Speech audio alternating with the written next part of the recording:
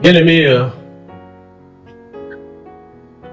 en contradiction, son opposition avec les partisans de la non-perte du salut, s'est développée donc une théologie de la paix du salut fondée donc sur la parole de Dieu à l'évidence.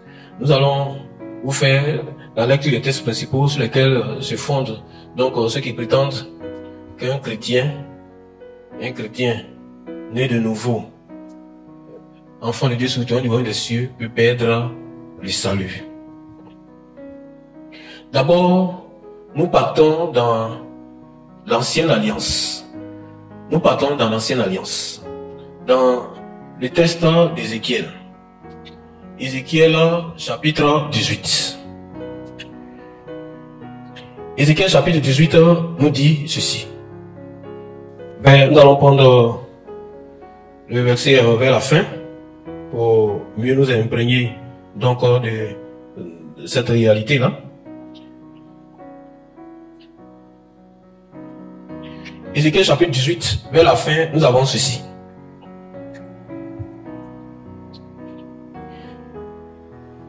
Si, nous disons à partir du verset 26, si le juste se détourne de sa justice et commet l'iniquité, il meurt pour cela. Il meurt à cause de l'iniquité qu'il a commise.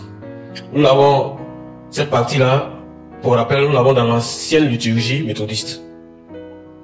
Au verset 27, si le méchant revient de sa méchanceté et pratique la droiture et la justice, il fera vivre son âme. S'il ouvre les yeux et se détourne de toutes les transgressions qu'il a commises, il vivra, il ne mourra pas. Verset 29, la maison d'Israël dit, la voie du Seigneur n'est pas droite. Est-ce ma voie qui n'est pas droite? Maison d'Israël, n'est-ce pas plutôt vos voies qui ne sont pas droites?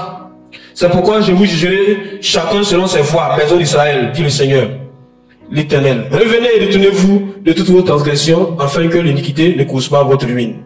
Rejetez loin de vous toutes les transgressions par lesquelles vous avez péché. Faites-vous un cœur nouveau et un esprit nouveau. Pourquoi mourriez-vous, maison d'Israël? Car, verset 32, je ne désire pas la mort de celui qui meurt, dit le Seigneur, l'Éternel. Convertissez-vous donc et vivez. Nous revenons donc sur le verset 26. Si le juste se détourne de sa justice et commet l'iniquité, il meurt pour cela. Il meurt à cause de son iniquité. Un peu plus haut, il a dit ceci. Toutes ces bonnes œuvres qu'il a faites ne seront plus prises en compte. Même avant, sous la loi, il est expressément écrit que celui qui aura abandonné les bonnes œuvres pour commettre des mauvaises œuvres, pour pratiquer l'iniquité, mourra. Quand Dieu parle de mort, Dieu ne parle pas de la mort physique en tant que telle. Généralement, quand dans la Bible Dieu parle de mort, Dieu parle de la mort spirituelle, c'est-à-dire de la perdition éternelle. Donc, déjà dans l'Ancien Testament, nous avons une disposition qui milite en faveur de la perte du salut. Et nous continuons dans la Nouvelle Alliance. Nous allons lire le texte de Corinthiens. Le texte de Corinthiens, 1 Corinthiens, le chapitre 9 d'abord, et puis ensuite, nous allons déborder pour tomber dans le chapitre 10. Paul dit, dans 1 Corinthiens chapitre 9, le verset 27, « Mais je traite durement mon corps, et je le tiens assujetti, de peur d'être moi-même rejeté après avoir prêché aux autres. » Paul dit, c'est pas moi qui dis, hein. Paul dit, je traite durement mon corps et je le tiens assujetti, de peur qu'après avoir prêché aux autres, je ne sois moi-même rejeté ou disqualifié. Et il continue au chapitre 10, il continue. Le chapitre 10 qui est donc la chute logique du chapitre 9. Il dit, frère, je ne veux pas que vous ignoriez que nos pères ont tous été sous la nuée, qu'ils ont tous passé au travers de la mer, qu'ils ont tous été baptisés en Moïse, dans la nuée et dans la mer, qu'ils ont tous mangé le même aliment spirituel, qu'ils ont tous bu le même breuvage spirituel, car ils buvaient à un rocher spirituel qui les suivait, et ce rocher était Christ. Mais la plupart d'entre eux ne furent pas agréables à Dieu, puisqu'ils périrent dans le désert. Ces choses sont arrivées pour nous servir d'exemple, afin que nous n'ayons pas de mauvais désirs comme ils en ont eu. Ne devenez pas idolâtres, comme quelques-uns d'entre eux. Selon qui est écrit, le peuple s'assit pour manger, pour boire, puis se lever pour se divertir. Ne nous livrons point à l'impudicité, comme quelques-uns d'entre eux s'y livraient, de sorte qu'il tomba 23 000 en un seul jour. Ne tentons point le Seigneur comme le tentaient quelques-uns d'entre eux qui périrent par les serpents. Ne murmurez point comme murmuraient quelques-uns d'entre eux qui périrent par l'exterminateur. Ces choses-là sont arrivées pour servir d'exemple, et elles ont été écrites pour notre instruction, à nous qui sommes parvenus à la fin des siècles. Ainsi donc, le verset 12, que celui qui croit être debout prenne garde de tomber. Que celui qui pense être debout prenne garde de tomber. Bien-aimé, peut-on perdre le salut à la lumière de ces tests et des autres tests que nous évoquons maintenant? Il est écrit ceci: le commandement que je t'adresse, Timothée, mon enfant, selon les prophéties faites précisément à ton sujet, c'est que d'après elles, tu combats le bon combat en gardant la foi et une conscience pure. Cette conscience, quelques-uns l'ont perdue et ils ont fait naufrage par rapport à la foi. Bien-aimé, Paul dit qu'il tient son corps assujetti du peur qu'avoir prêché aux autres, il soit lui-même disqualifié. Disqualifié de quoi? Disqualifié par rapport à quoi? Il a dit un peu plus haut, nous n'avons pas lu, mais il a dit que la vie chrétienne ou le salut de Dieu, c'est comme un prix, voilà, qu'on doit remporter. Et donc c'est une couronne qu'on doit recevoir. Il a donné l'exemple des athlètes qui se privent de beaucoup de choses pour avoir une couronne incorruptible. Donc c'est la couronne dont il est fait allusion ici de manière imagée, c'est donc le royaume des cieux. Et donc Paul dit que il tient son corps assujetti de peur qu'avoir passé aux autres, il ne perd vraiment cette couronne, il ne perd donc le royaume des cieux, il ne perd donc ce qui lui est réservé dans le royaume des cieux, c'est-à-dire la vie éternelle. Et c'est la même chose, il le dit à Timothée, en prenant l'exemple de certaines personnes qui ont fait le naufrage par rapport à la foi. Il dit à Timothée de ne pas suivre l'exemple là, de s'attacher à la sainte doctrine qu'il a reçue une fois pour toutes. Nous trouvons cela dans 1 Timothée chapitre 1, verset 18 à 19. Et le texte d'Hébreu, Hébreu chapitre 10, verset 39, dit également, nous ne sommes pas de ceux qui se retirent pour se perdre, mais de ceux qui ont la foi pour sauver leurs âmes. Ils se retirent de quoi? Ils se retirent de l'assemblée de Christ. Ils se retirent de leur vocation. Ils se retirent de leur privilège d'enfant de Dieu. Galates chapitre 3, verset 2 à 3 et 5 nous dit ceci: voici seulement ce que je vais apprendre de vous. Est-ce par les œuvres de la loi que vous avez reçu l'esprit ou par la prédication de la foi?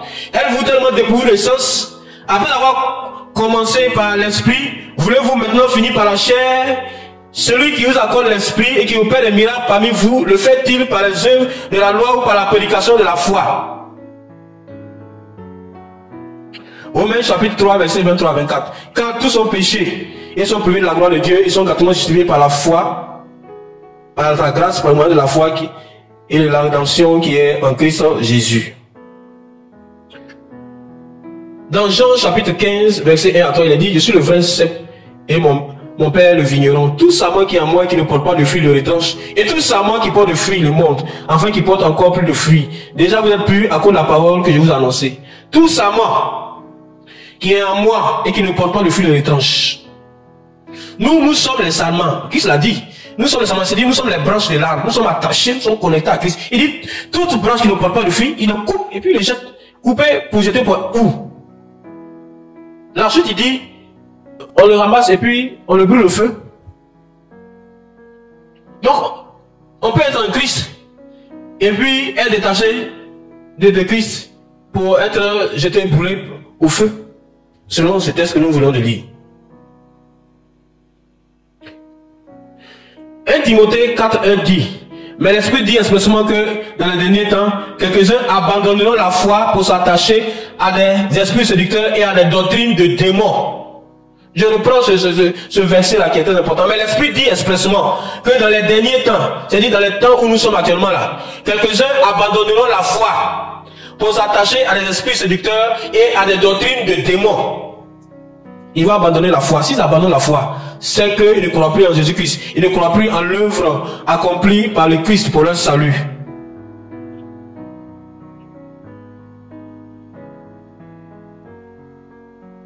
Et le texte d'Hébreu est assez évocateur.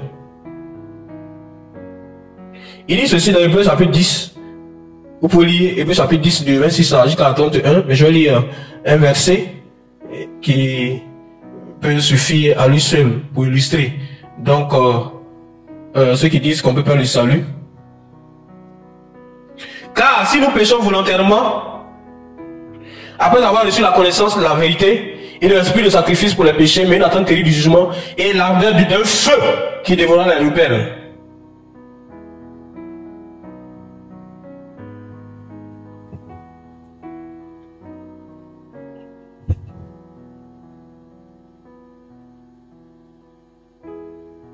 Et la parole du Seigneur lui-même qui dit dans l'exposé apocalyptique et eschatologique de Matthieu 24, 25. Celui qui persévérera jusqu'à la fin sera sauvé. Celui qui persévérera jusqu'à la fin sera sauvé. Pour être sauvé, il faut persévérer jusqu'à la fin. Il ne faut pas persévérer au départ, il ne faut pas persévérer au milieu. Il ne faut pas persévérer à 1 minute avant la fin. Il ne faut pas persévérer à 1 seconde avant la fin. Mais il faut persévérer jusqu'au bout, jusqu'à la fin. Bien-aimés, au vu, sinon au su de tout ce que nous venons de dire,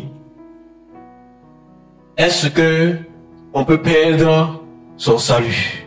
Est-ce que le chrétien peut perdre son salut? Est-ce que tu peux perdre ton salut? Bien-aimés, nous, notre position, et d'après notre conviction, c'est que le chrétien peut perdre son salut. Et que la doctrine du Père tout bon pour la rédemption universelle est une doctrine qui est partielle, parcellaire et donc partiale. La Bible dit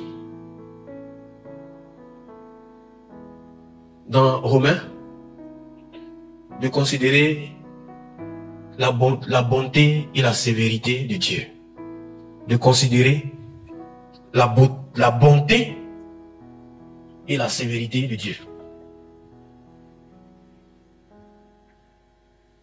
Bien-aimé, Dieu est bon, mais il est aussi sévère. Il nous faut donc tenir compte de ces deux caractères de Dieu pour vivre comme il entend, comme il le veut, au milieu des hommes. Mais comment est-ce qu'on peut perdre son salut? Justement, parmi les textes que nous avons lus, les textes non seulement évoqués par les partisans de la non-paix du salut, comme par les partisans de la paix du salut, il y a quelque chose qui leur est commun. Cette chose-là, c'est la foi. Parce qu'en réalité, le salut s'obtient par la foi. Et donc, un chrétien peut perdre le salut à partir du moment où il perd la foi, qui est le gage donc de son salut. À partir du moment où il abandonne le Seigneur, il est automatiquement déchu de la grâce de Dieu et du salut. Parce que cette affaire de le chrétien ne peut pas perdre le salut, ne tient pas compte d'un facteur important dans l'acquisition du salut. Nous l'avons dit à plusieurs reprises que le salut est une grâce de Dieu, c'est un don de Dieu. Dieu donne gratuitement le salut à tout le monde. Parce que Jésus-Christ est venu pour mourir pour tout le monde. Donc tout le monde peut être sauvé. Dieu veut que tout le monde soit sauvé. Dieu veut que tout le monde, par la connaissance de la vérité, soit sauvé. Donc, il y a le fait de la possibilité du salut universel, mais il y a la réalité du salut, qui est une réalité individuelle et personnelle. C'est pour cela que dans toutes les communautés chrétiennes, il est dit, il est répété, il est soutenu et il est affirmé, mordicus, que le salut individuel et le salut est personnel. Cela veut dire quoi? Cela veut dire que le salut tient compte de deux facteurs, de la volonté de Dieu, que les gens soient sauvés, et de la volonté aussi de l'homme d'être sauvé. Et donc, il y a l'apport divin, l'apport de Dieu, qui est le fait que le salut a été offert au monde entier par le sacrifice suprême de son fils à la croix à Golgotha, qui a tout accompli, et le fait de l'homme qui s'approprie encore de cette œuvre de salut là, qui s'approprie cela de manière consciente, de manière libre, de manière personnelle, de manière volontaire, qui s'approprie dans cette œuvre là, et qui donc rend actuel, rend présent, rend effectif cette œuvre de salut dans sa vie. Autrement, ou bien après, autrement, il n'est pas sauvé, ou bien il est sauvé, et puis après il perd son salut. La prophétie d'Ézéchiel, même au temps des œuvres, est encore actuelle. Parce que si le juste se détourne de sa justice et commet l'iniquité, ça veut dire en réalité qu'il a régné la foi, qu'il a régné Christ, qu'il a régné la foi, qu'il a fait un naufrage, comme l'a dit Paul, dans sa lettre à Timothée, il a fait un naufrage dans la foi. C'est-à-dire qu'il n'a plus la foi. Celui qui n'a plus la foi, il a foutu, il a fini, il a perdu. Si avant son nom était écrit dans le livre de vie, son nom n'est plus écrit dans le livre de vie. Bien aimé, ne nous laissons pas endormir par ceux qui pensent que Dieu est tellement bon que ça va lui faire mal d'envoyer un seul être humain en enfer. Dieu est trop bon. Il ne veut pas envoyer 1000 personnes en enfer. Dieu est trop bon. Il ne veut pas envoyer milliards de personnes en enfer. Mais laisse-moi te dire que au temps de déluge, Dieu était toujours bon. Dieu n'a pas changé, hein. Mais tous les habitants de la terre ont péri. Même les animaux de la terre ont péri. C'est ce Dieu bon là qui a fait périr tous les habitants de la terre. C'est ce Dieu bon là qui a fait périr les habitants de Sodome et Gomorrhe. C'est ce Dieu bon là qui a fait périr tous les habitants de Jérusalem. Et même qui a donné l'opportunité sur le pouvoir, le droit à Nebuchadnezzar de détruire le temple de Jérusalem. Il a laissé faire et même il a envoyé Nebuchadnezzar pour faire ça. Parce qu'il a dit que Nebuchadnezzar est son serviteur. Tout comme Cyrus a été son serviteur pour libérer donc le peuple pour venir à nouveau se réinstaller à Jérusalem et repeupler donc Juda. Bien aimé, ne nous trompons pas sur le caractère de Dieu. Dieu a donné le salut, mais nous sommes libres d'accepter ou ne pas accepter. Nous sommes libres même de rejeter après. Parce que justement, on parle d'apostasie. Les apostats, ce sont ceux qui ont cru mais qui ont régné après Christ. Il y a des gens qui ont quitté l'église. Il y a des gens même qui ont expérimenté la puissance de Dieu. Moi, je connais les gens qui ont expérimenté la puissance de Dieu. Il y a des gens que Dieu a utilisés. Mais aujourd'hui, ils sont pires que des païens. Ceux-là, la Bible en parle dans Hébreux 6, 4, 6. La Bible en parle. Laissez-moi vous lire ce que la Bible dit sur ces gens-là. Hébreux 6, 4, 6. Il est dit ceci. Car il est impossible que ceux qui ont été une fois éclairés, qui ont goûté les dons célestes, qui ont été une fois éclairés, qui ont goûté les dons célestes, ce ne sont pas les gens qui viennent à l'église, hein. Ce sont les gens qui ont goûté aux dons célestes. La Bible dit qu'ils ont goûté, c'est-à-dire qu'ils ont expérimenté la puissance du royaume des cieux, qui ont eu part au Saint-Esprit. Ce ne sont pas les gens qui viennent se promener dans l'église. Ce ne sont pas les gens qui viennent seulement voir si les chrétiens étaient joyeux ou bien si les chrétiens étaient mécontents, etc. Ce sont les gens qui ont pris part au Saint-Esprit, c'est-à-dire que le Saint-Esprit les a utilisés. Quand il disait ainsi par l'Éternel, il ne mentait pas, il disait la vérité. Quand il faisait les miracles, il ne mentait pas, il faisait des vrais miracles. Quand il guérissait les gens, ce n'était pas des fausses guérisons. Dieu les a utilisés. Je ne parle pas des faux prophètes, des faux docteurs, des faux enseignants, des faux pasteurs. Mais je parle des gens que Dieu a utilisés. Des gens qui ont utilisé la puissance de Dieu. Des gens qui ont vu la gloire de Dieu. Des gens qui ont expérimenté la grâce de Dieu. Voici ce que la Bible dit à leur sujet. Et qui sont tombés, au verset 6. Et qui sont tombés. Et qui sont tombés. Il est impossible, dit la Bible, que soit encore renouvelé, et amené à la repentance, puisqu'il crucifie pour leur part le Fils de Dieu et l'expose à l'ignominie. Lisez encore ce texte de Hébreux chapitre 6, verset 4 à 6 sur vous. Méditez profondément. Vous pouvez prendre la version grecque. Si la Bible parle des gens qui ont expérimenté la gloire de Dieu, la puissance du Saint-Esprit, qui ont goûté au don céleste, si la Bible dit qu'il est impossible pour eux de les ramener à nouveau, donc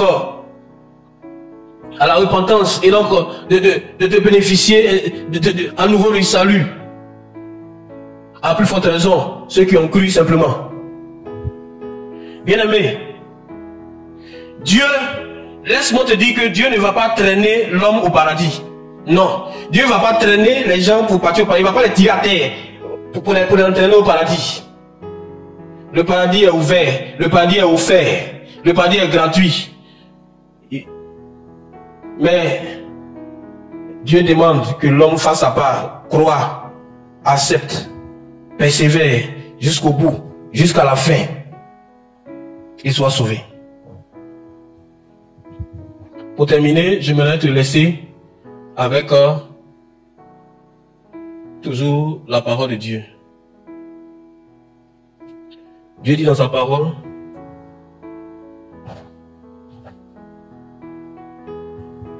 dans Romains 8, si quelqu'un n'a pas l'Esprit de Christ, il ne lui appartient pas. Si quelqu'un n'a pas l'Esprit de Christ, il ne lui appartient pas. Bien aimé, je le dis, c'est Christ. Et c'est par Christ, c'est avec Christ qu'on a le salut, qu'on va au paradis.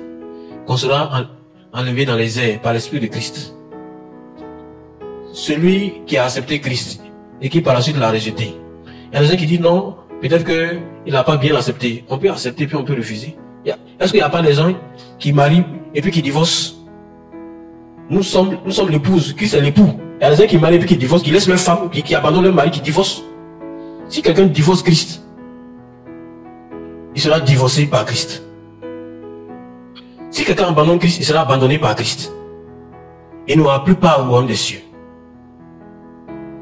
Si quelqu'un abandonne Christ, renie Christ, il perd son statut d'enfant, il devient enfant du diable. Et il aura sa part donc avec le diable.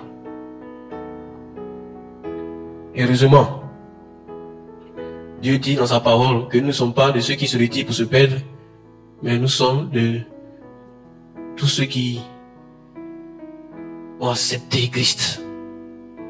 Ceux qui gardent son alliance, ceux qui persévèrent dans la foi, malgré les difficultés, malgré les persécutions, malgré ce monde mauvais, corrompu, malgré l'ennemi, malgré les pièges. Ceux qui persévèrent jusqu'à la fin, jusqu'à la mort, ils obtiendront la couronne incorruptible. Qu'a poursuivi Paul qu'il a obtenu, parce qu'il a dit, dans ces derniers moments, j'ai combattu le bon combat, j'ai gardé la foi, désormais la couronne de vie m'est réservée. Ça c'est la conclusion, ça c'est la meilleure des conclusions. Il doit avoir un chrétien sur la terre. J'ai achevé la course, j'ai combattu le bon combat de la foi.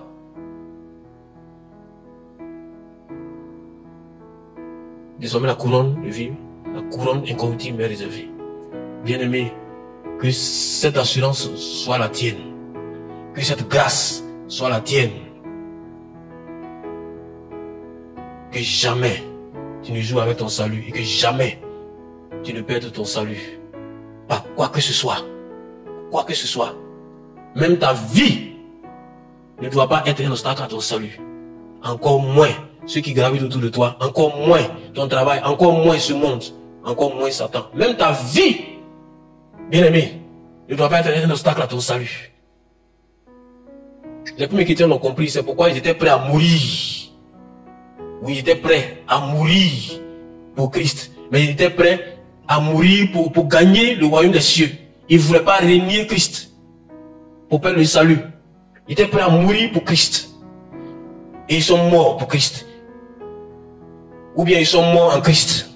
Dans tous les cas, dans ce monde où nous sommes dans ces temps derniers-là, il y a deux options pour les chrétiens. Pour les chrétiens déterminés. Ou bien tu meurs pour Christ, c'est-à-dire on te tue pour Christ, ou bien tu meurs en Christ, c'est-à-dire tu meurs de maladie, ou bien alors d'une situation, et puis tu vas au royaume des cieux. Je souhaite que tu meurs en Christ. Parce que dans tous les cas, nous allons passer tous par là. Enfin, si Christ n'est pas venu d'ici là. Que la grâce de Dieu soit sur toi. Que l'assurance du salut soit fermement ancrée en toi. Et que tu sois inébranlable dans cette assurance. Et tu ne laisses pas effrayer par la paix du salut. Parce que tant que tu voudras demeurer avec Christ, tant que tu saisiras cette grâce de salut, Christ ne t'abandonnera jamais. Jamais, jamais, jamais. Que le Seigneur soit toujours avec toi et soit toujours avec Christ, soit toujours en Christ. Ton salut est garanti. Au nom de Jésus-Christ. La paix chez toi, la vie chez toi, le salut avec toi.